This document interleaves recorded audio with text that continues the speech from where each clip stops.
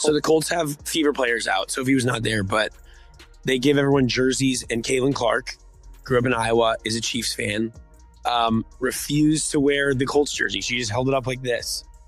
And she hasn't gone out and said, like, I didn't do it because I'm a Chiefs fan, but the internet was like, she's a real one. I love it. And it's just breaking. Chaos inside the Fever locker room. A top player publicly threatens to walk away after what some outlets are calling a shocking suspension for Caitlin Clark. The league is scrambling. Teammate Sophie Cunningham just exploded on her podcast, and fans are furious. Tonight we pull every thread. What really happened, who's telling the truth, and what this means for the WNBA's future. Hell no. I haven't watched a lick of the WNBA. I don't know what's going on. I talked to my teammates like the day that we did exit interviews and all of that. And I need a cleanse. Like, I'm booking vacations. Wes, we need to go on a vacation and do a podcast. Caitlin Clark is not just an all-star. She's the face of the Fever, and arguably the most talked about name in women's basketball. Any discipline, even a rumor of suspension, ripples through locker rooms, sponsors, and TV ratings. That's why Sophie Cunningham's reaction on her podcast turned into an overnight story. We'll break down every clip and every claim, minute by minute. When in Rome, like, I can be like, I'm here. They brought, like, I'll like put this shit on. Her not doing that is so incredible. I hope she knows how awesome that was. You sent it yesterday, and I was like I'm not surprised by it. I'm not, because you know what? Everyone's always trying to get her to like wear something or do something, and her to be like. First, rewind. The now viral Colts jersey clip. Caitlin holds up the offer, doesn't put it on. Fans called it authentic. Sophie saw it and praised Clark for keeping it real. That small moment suddenly became evidence, to some, of a larger split between PR expectations and player authenticity.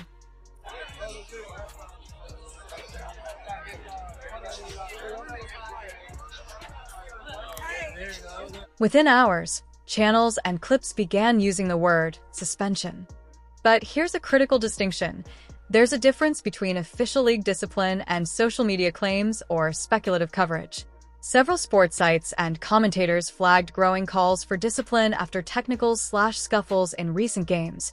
But at the time of those reports, there wasn't a single authoritative league press release announcing a suspension.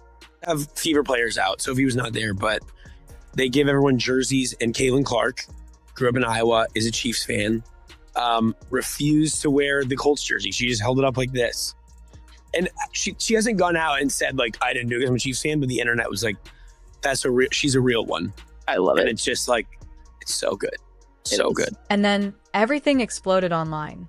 Within minutes, social media went absolutely insane. Fans flooded Twitter, TikTok, and Reddit, calling Caitlin Clark a real one and praising her loyalty.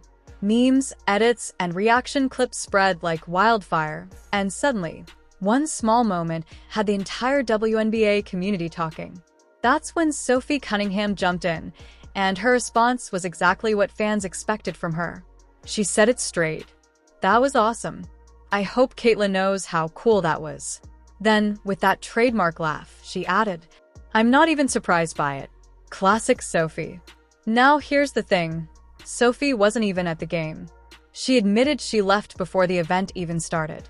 But once she saw the clip online, she couldn't help herself. She had to hype Caitlin up. Sophie called Caitlin's quiet refusal to wear the Colts jersey real and incredible. And honestly, she's right.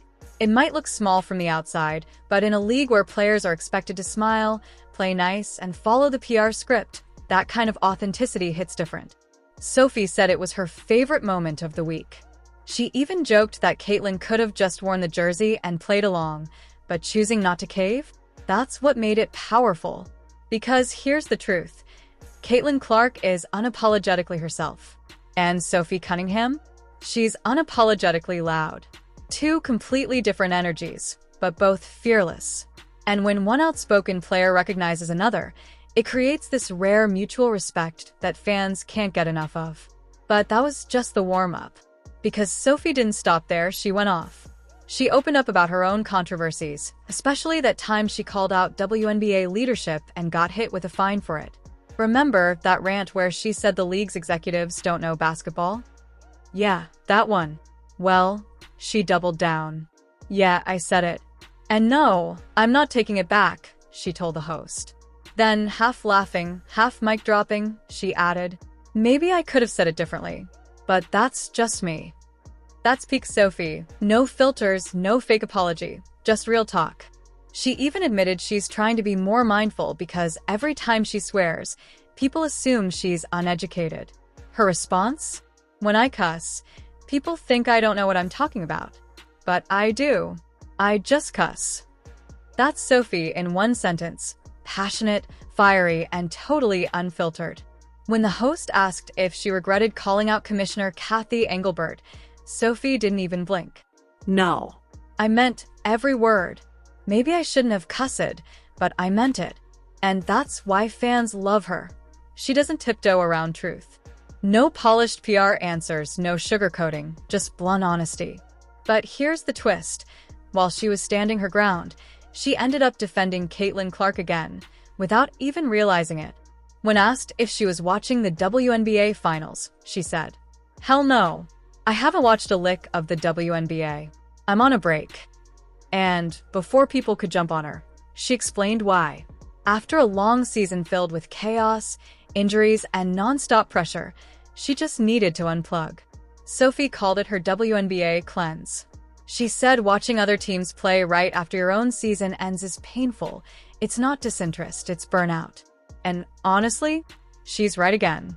After everything she's been through, the scrutiny, the fines, the constant media noise, who can blame her for taking a breath? Sophie said she's been spending time with family, relaxing, and actually living like a normal person for once. But of course, she hasn't lost her sarcasm. I'm booking vacations. I'm over it. It's drama, I'm done. Then she laughed and said, let's talk about fashion instead. Only Sophie could go from calling out league executives to chatting about peacoats and Christmas trips, and somehow make it sound completely natural. But here's the deeper takeaway. That jersey moment with Caitlin Clark wasn't just funny to Sophie. It meant something. It represented authenticity. A player knowing exactly who she is and refusing to bend for anyone. And that's why Sophie respects Caitlin so much. Because that same self-assurance is what drives her too. Both women, different styles, same energy. They don't fake smiles for sponsors. They don't perform for cameras. They just are who they are. And in today's WNBA, that kind of raw, fearless authenticity is rare. Now let's hear Sophie's words in context. On her Show Me Something podcast, she praised the Colts jersey stance, doubled down on earlier criticisms of the league, and said she wasn't surprised by Caitlin's authenticity. Those quotes are being used by two opposing camps. One sees Sophie as defending teammates, the other says she's stoking division. To evaluate a possible suspension, you need to understand league thresholds. The WNBA rules trigger automatic suspensions after accumulating a set number of technical fouls or for specific on-court conduct. Several outlets have tracked Caitlin's technicals and noted she's been close to that threshold this season, which is why speculation spread fast. If this were an official suspension, the pressure would fall on team leaders. Sophie Cunningham is a veteran, outspoken, sometimes abrasive, but often seen as a locker room voice. If she's threatening to leave over league discipline, that's not just drama. It's a potential fracture that can change a roster and a season. Fans split. Some praise Sophie as a teammate with backbone. Others warn that publicly threatening to quit does more harm than good.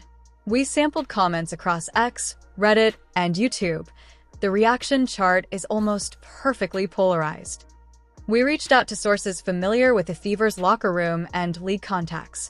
Multiple insiders say the team is frustrated by the optics but also protective of star players and that internal conversations are ongoing. Expect an official statement from either the team or the league within 48 to 72 hours if new discipline is handed down. This isn't just about two players. It's about the WNBA's cultural moment, superstar visibility, player power, and how the league handles discipline while balancing growth and image.